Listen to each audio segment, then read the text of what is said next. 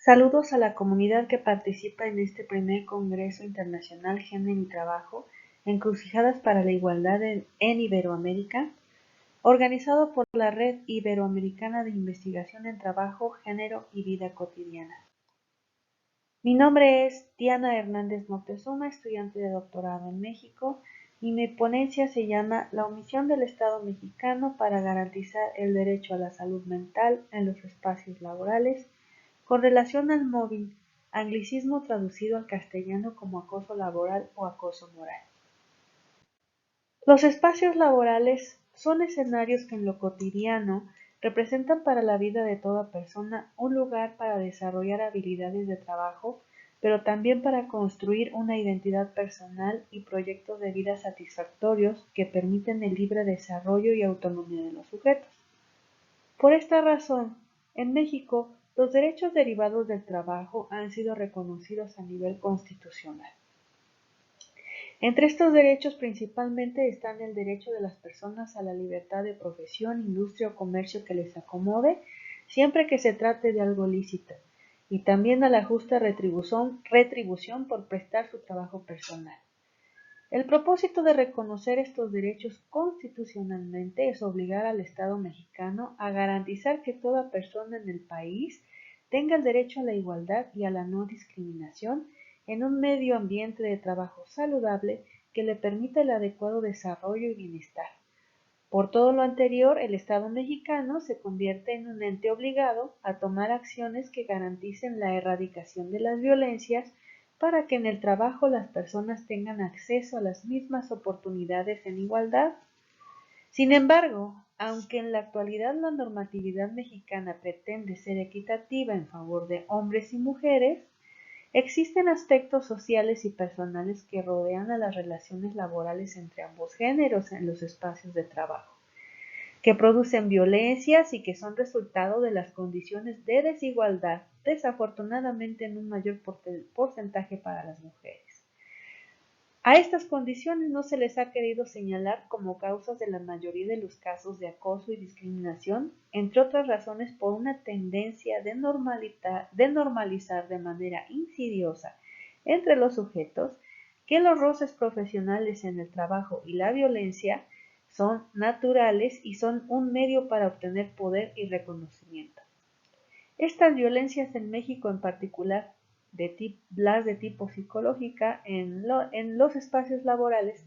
además de no ser reconocidas como un problema social a causa de estos elementos subjetivos y culturales que existen en nuestra sociedad, tampoco han sido clasificadas. Es decir, hace aproximadamente 20 años que en la Academia Mexicana se ha tratado el tema y se han organizado mesas de trabajo, congresos, se han hecho publicaciones y ha derivado un conjunto de términos y conceptos relacionados con esta violencia de tipo psicológica en el trabajo, pero nadie se ha hecho la pregunta si hay una incipiente clasificación necesaria a partir de todos estos términos y conceptos para clarificar un marco teórico respecto del acoso laboral. Por eso en el año 2015 elaboré una propuesta de traducción del anglicismo mobbing como el asedio psicológico grupal laboral para establecer una incipiente clasificación de todos los términos y conceptos que se pueden enmarcar dentro del término acoso laboral, pero una de las formas de maltrato psicológico es el mobbing, traducido como el asedio psicológico grupal laboral. ¿Cómo es la estrategia metodológica que presento en esta ponencia y la que tuvo lugar en mi propuesta de investigación a nivel maestría? Bueno, es de tipo analítica y documental. El análisis se refiere a que la palabra mobbing puede dividirse en sus partes y la documental es revisar todos estos trabajos de investigación de los principales autores para encontrar si entre los términos, conceptos, elementos y características hay algo en común y después reconstruir una propuesta de traducción que tenga los términos asedio, psicológico, grupal, laboral, bien argumentados y justificados y un concepto relacionado y que esté lo más apegado a la realidad. Quiere decir que la propuesta no fue agregar un nombre más, un concepto más a este conjunto ya existente, sino tratar de argumentar que es un punto de partida para identificar al resto de los fenómenos de violencia de tipo psicológica que tienen en el lugar de trabajo, que tienen su aparición en el lugar de trabajo y que se le combinan, se relacionan y al no entenderse o ocultarse unos con otros, pues normalizan la violencia y hacen que cualquier maltrato se le llame mobbing. Bien, al mobbing se le divide en dos partes, por lo tanto, y en primer lugar encontramos la parte que dice mob. Y este se refiere a una gran cantidad de gente que deliberadamente intenta causar problemas con violencia o bien una multitud enojada que fácilmente llega a ser violenta. El ing tiene que ver para el idioma inglés como un elemento verbal que denota acción.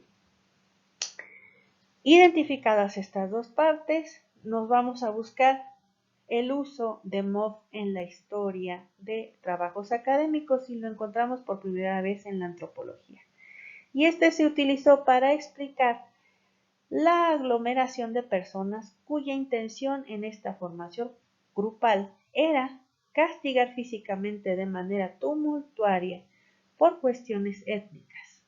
Con esta palabra mob, entonces, se identificaba la multitud exacerbada que llegaba a asesinar a determinados sujetos desahogando sentimientos de racismo. También el término se utilizó en la etología y esto es para describir el comportamiento de antidepredación que tenían los grupos de animales. Es decir, se hostiga a algo que representa una amenaza. Encontramos entre sus expositores a Konrad Lorenz, que fue retomado por Lehmann, psiquiatra que habló en los años 80 de esta aglomeración para identificar la violencia en el trabajo, la violencia de tipo psicológica, y a Frank Finn, los dos en el siglo pasado. Bien, Lehmann, como mencioné, fue un investigador que por primera vez utilizó el término mobbing para sus estudios de investigación derivados de su práctica clínica, en donde sus pacientes contaban los ataques que recibían en los lugares de trabajo. Y él lo conceptualiza así: el mobbing es una situación en la que una persona o rara vez un grupo de personas ejercen violencia psicológica extrema, sistemática y en un periodo determinado contra una persona con el objetivo de eliminarlo. La situación es que el autor utiliza una persona o rara vez varias personas, a pesar de que el término mob, como ya vimos, denota una naturaleza numérica, quiere decir un grupo de personas. Bueno, pues a partir de este punto, varios investigadores han tratado el tema en todo el mundo y algunos de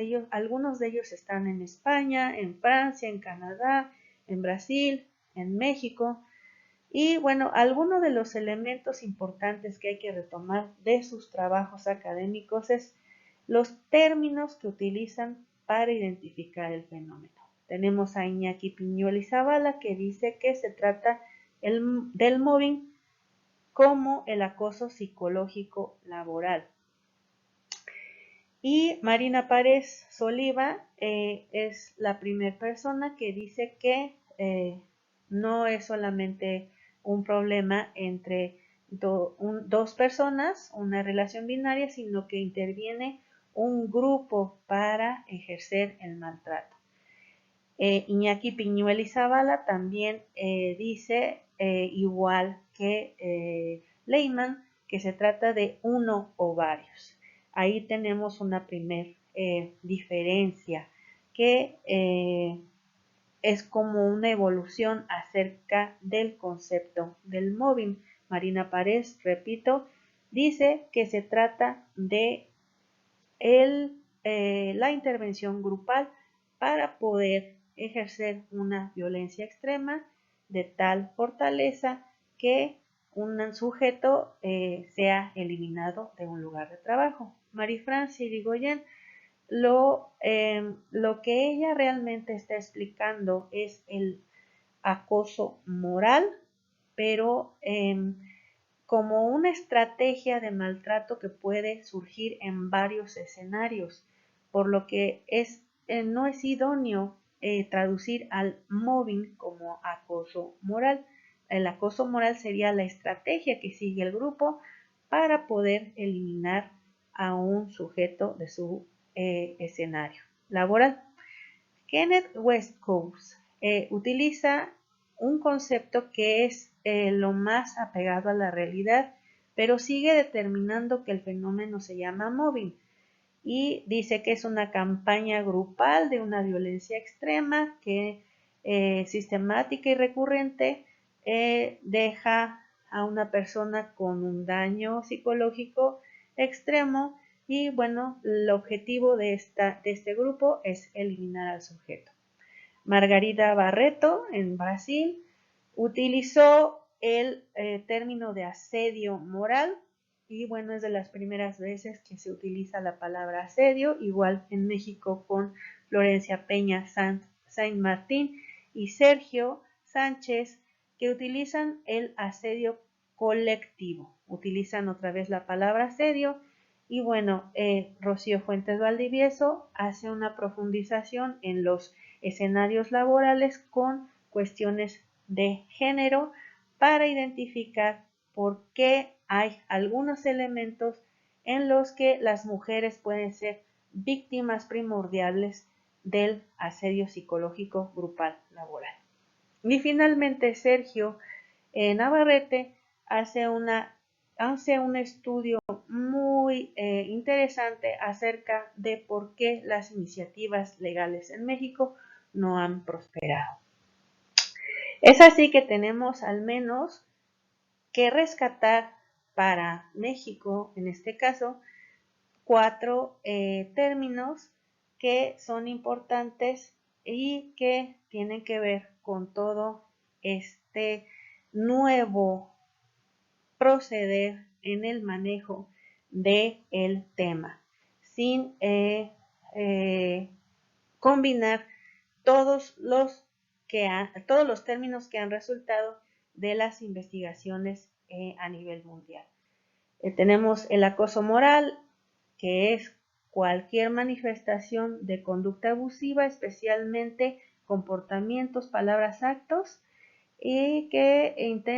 se ejercen contra la personalidad, la dignidad e integridad física. El acoso laboral,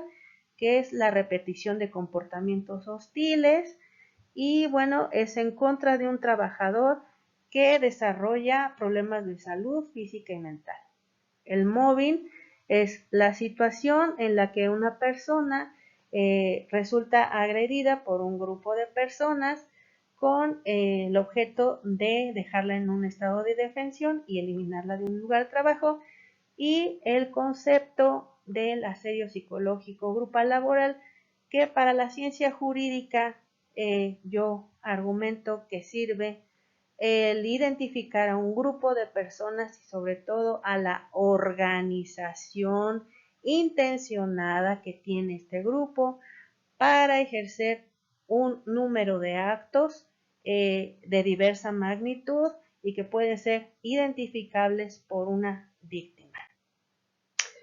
Es así que el mobbing debería ser estudiado a través de estos elementos socioculturales y elementos subjetivos que son la causa de su aparición, entendiéndolo como el asedio psicológico grupal laboral y como uno de los tantos tipos de violencia psicológica dentro del marco teórico del acoso laboral, que sería lo general, para que el Estado pudiera intervenir en lo cotidiano, en los espacios laborales. Sí necesita saber cuántos y de qué tipo son cada uno de los fenómenos, quiénes intervienen, esto es, quiénes son los perpetradores. La propuesta de investigación finalmente tiene que ver con introducir en la normatividad mexicana a través del derecho penal, aunque sea la última ratio, no para reparar los daños, probablemente sí, pero lo más importante es que tiene una metodología para esclarecer los hechos y así identificar que lo que hay escrito, que lo que sí está dentro de la norma mexicana, por ejemplo, un despido injustificado, el hostigamiento, el daño moral, no son suficientes para reparar los daños en una víctima del asedio psicológico grupal laboral. Esto definitivamente sí sería garantizar por parte del Estado los derechos humanos a un medio ambiente de trabajo decente, a un adecuado desarrollo y bienestar, a la salud mental, una justa retribución, la autonomía, la autoestima, la identidad, la construcción de un proyecto de vida y sobre todo la vida, porque estos eventos de extrema violencia ya han resultado en suicidios. Muchas gracias por la invitación y esperemos que sea de interés todos los trabajos académicos que se aporten para este congreso. Muchas gracias, encantada de participar. Hasta pronto.